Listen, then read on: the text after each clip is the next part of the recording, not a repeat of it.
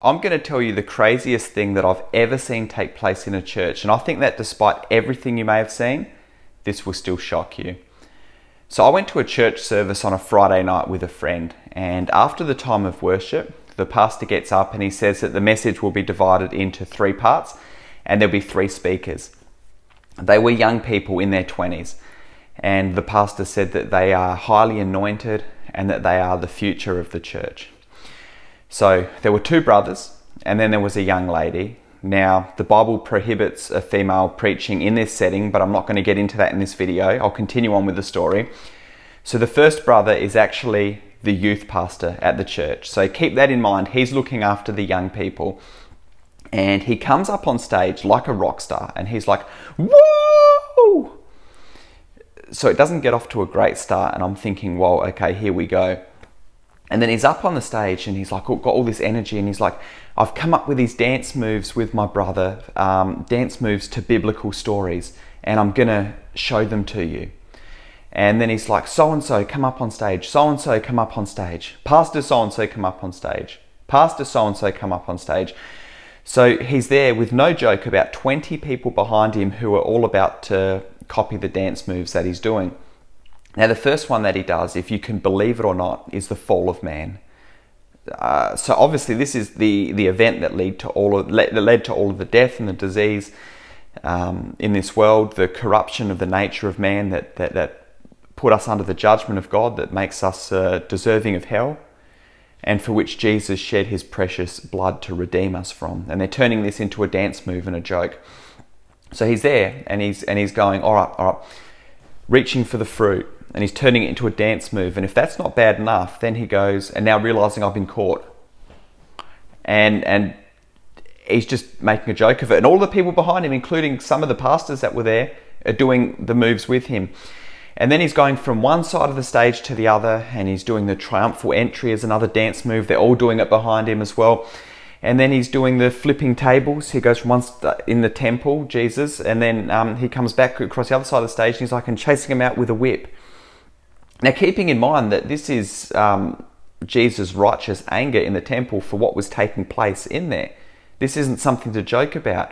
And I think about all of this foolishness, and I think to myself, what is the opposite of foolishness? It's wisdom. And what does the Bible say about wisdom? In Proverbs, it says that the fear of the Lord is the beginning of wisdom, and there was no wisdom here because there was no fear of the Lord.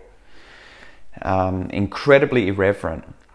So then his brother gets up next, and his brother comes up and he's all gushing, and he's like, it's such an honor to share the stage with my brother. So obviously he approved of what he was doing. Now, I can't remember what else he said, which is a good thing, because it means it wasn't as bad as what his brother did or the person after him did. But anyway, he got down, and then the next one comes up, the young lady, and as they do in some of the churches out there, they just tell stories and jokes with no substance.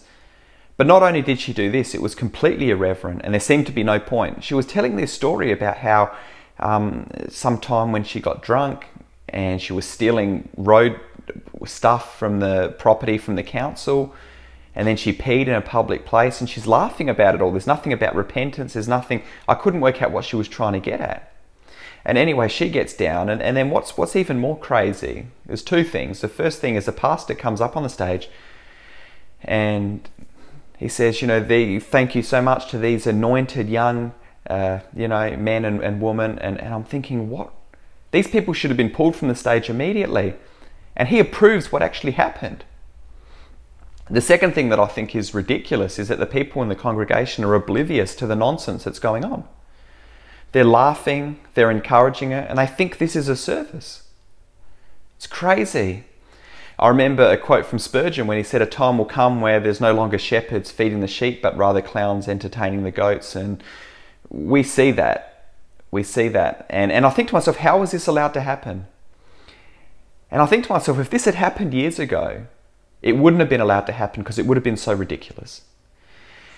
But what's happened is, I believe, like the analogy of the frog in the boiling water. I don't know if this is true or if it's just an analogy people use, but they say if you put a frog in boiling water, it will jump out because it recognizes the danger. But if you put it in warm water, a comfortable temperature, and you turn it up slowly, it won't recognize the gradual change and recognize that it's getting into greater and greater danger, and it will boil alive. And I think that's a great analogy for what's taking place, is that things are getting worse and worse and worse and worse, and they have for a long time, that we're at the place now where people can't even recognize the insanity of what's going on. Many people can't recognize it. It's very sad. I did a video on the fear of the Lord. Very important topic that we don't hear preached in many churches today. And I'm going to put that up on the screen. If you know someone that goes to a church like this or a watered down church that needs to hear it, click on that video and share it with them, because I think it will help them so much. I know that it would grieve you to see what's taking place in these churches. And if we can point people to this sort of biblical truth, this foundational truth, then it can open their eyes and they can honor God, and it all starts from that place. And the more of us that are doing that, the more change that can start to take place as God uses us to speak truth. So leave your comments on this video. Would love to get your thoughts, and I will talk to you very soon. God bless you, friends.